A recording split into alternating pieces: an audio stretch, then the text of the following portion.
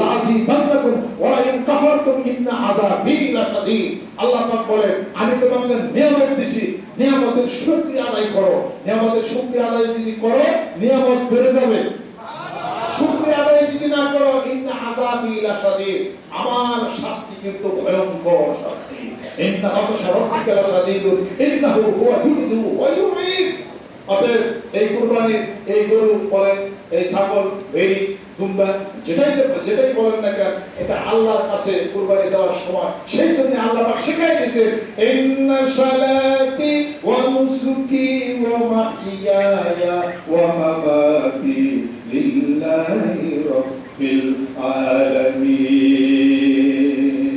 এই জন্য আল্লাহ পাক শিখাই দিয়েছেন কুরবানি করার পরে পশু জবাই করার পরে বলো ইন্না সালাতি ওয়া নুসুকি ওয়া মাহইয়ায়া ওয়া মামাতি লিল্লাহি রাব্বিল আলামিন। আমার জীবন, আমার মরণ, আমার সংসার, আমার কুরবানি আর আমার নামাজ হে আল্লাহ তোমার জন্য। সুবহানাল্লাহ।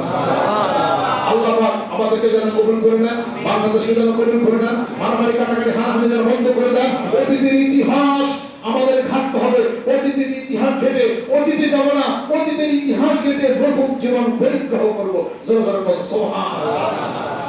আল্লাহর রাসূল, আল্লাহর পাগলেরা যারা এখানে আজকে নামাজের জন্য আসছেন, আমাদের নামাজ শুরু হয়ে যাবে ইনশাআল্লাহ তাআলা। আল্লাহ পাক আমাদের যেন কবুল করে নেন। আমি এই ইমামের পিছনে কিবলামুখী হইয়া অতিরিক্ত 6 তাকবীরের সহিত ঈদুল আজহার 2 রাকাত ফজর নামাজ পড়িতেছি। আল্লাহু আকবার।